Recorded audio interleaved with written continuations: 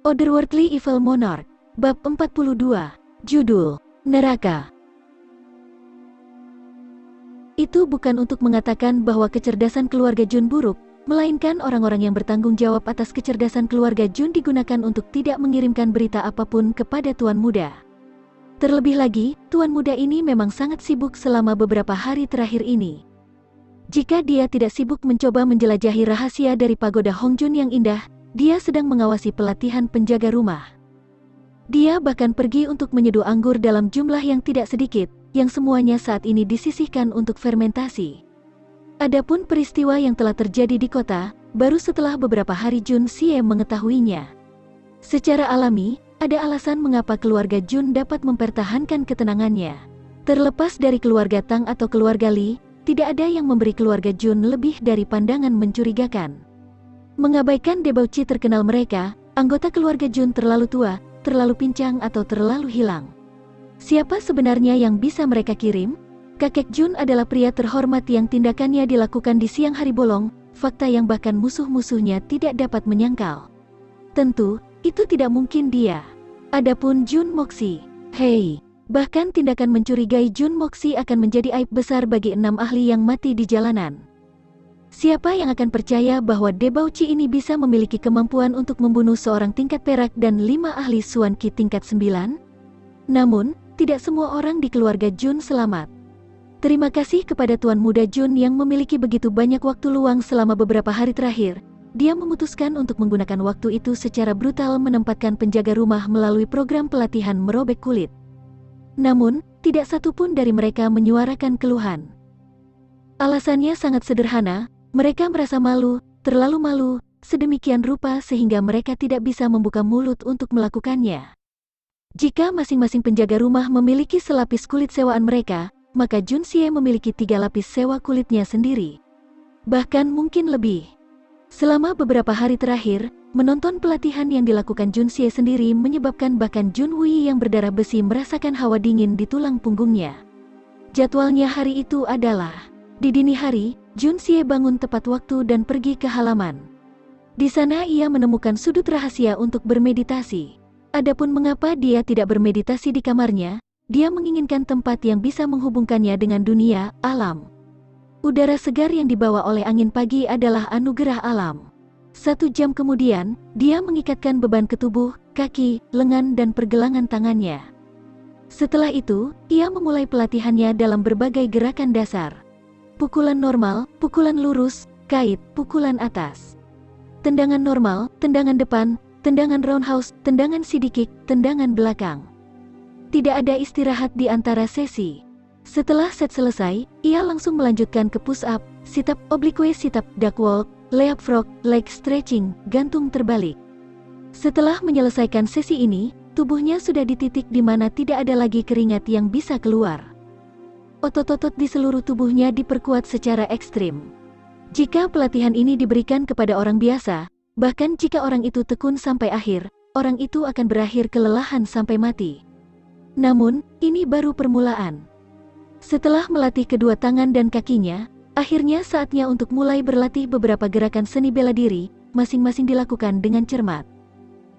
Bahkan jika tindakan ini hanya dilakukan menurut gaya tanpa substansi, itu masih akan menyebabkan seseorang bersimbah keringat. Bagaimanapun, masing-masing dieksekusi untuk mematuhi standar yang ketat. Setiap pukulan, melibatkan setiap bagian tubuh mulai dari jari kaki dan tumit, lalu ke pergelangan kaki yang bengkok, otot betis, hamstring, paha, dan pinggang. Masing-masing menyalurkan kekuatan dan momentum ke arah bahu, yang kemudian dikirim ke lengan. Pukulan yang dihasilkan adalah salah satu yang dieksekusi dengan kekuatan seluruh tubuh. Setiap pukulan dilakukan dengan seluruh kekuatannya. Suatu klan seni bela diri pernah berkata, dalam latihan yang penting adalah pukulan dan tendangan yang paling sederhana. Namun, pukulan dan tendangan sederhana ini harus melibatkan semua otot di dalam tubuh agar dapat menampilkan tingkat kekuatan terbesarnya. Beberapa pukulan dapat merenggut nyawa seseorang, tetapi beberapa pukulan akhirnya menyebabkan orang yang melempar pukulan tersebut ke seleo pergelangan tangan mereka. Inilah alasan utama yang bisa terjadi. Prinsip ini juga berlaku untuk tindakan lain. Biarpun aksinya hanya melibatkan pukulan sederhana, itu juga salah satu bentuk seni bela diri.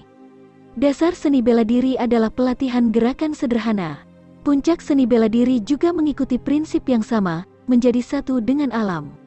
Bentuk latihan dasar yang sederhana ini adalah cara terbaik untuk mengasah pikiran seorang seniman bela diri.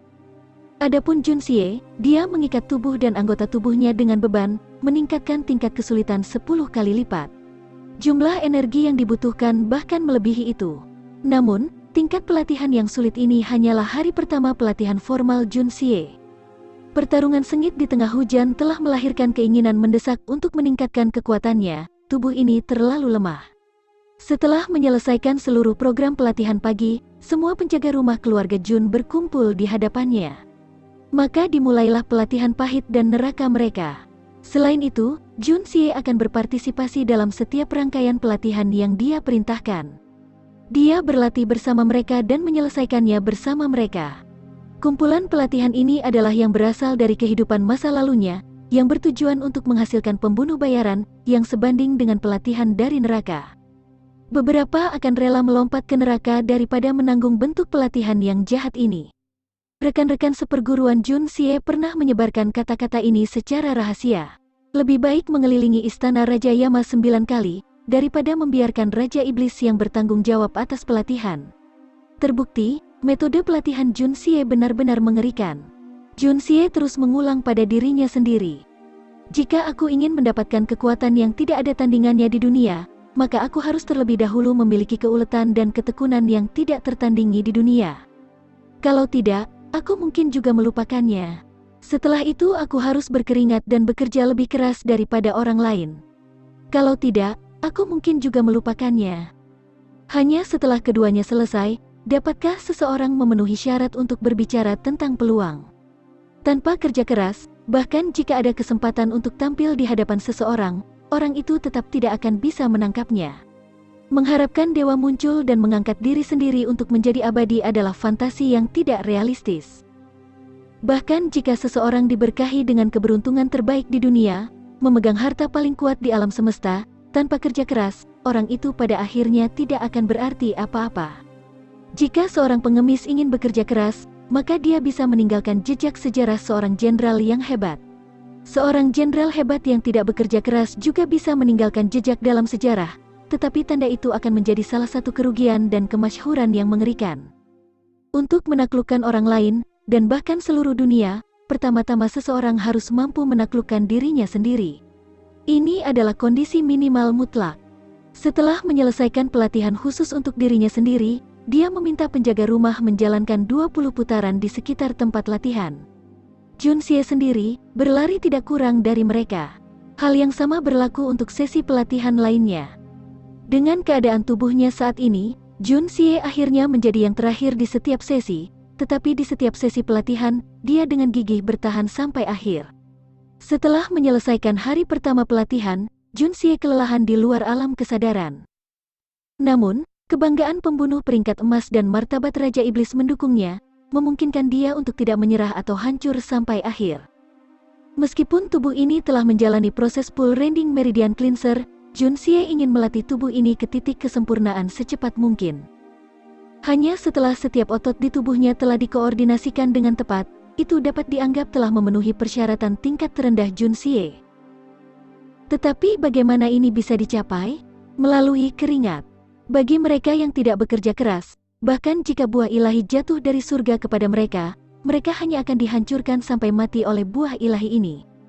Tidak akan ada kesempatan bagi mereka untuk merasakannya. Saat ini, Jun Xie memiliki pagoda Hongjun yang indah dan seni membuka keberuntungan surga. Namun, seni bela diri dan pengembangan keterampilan ini harus dicapai secara bersamaan. Jika tubuhnya tidak cukup kuat, maka seseorang akan dihancurkan bahkan dengan bantuan skill dewa. 300 penjaga rumah awalnya bersikap skeptis terhadap partisipasi Jun Xie dalam pelatihan mereka. Mereka percaya bahwa tuan muda hanya melakukannya untuk kesenangan.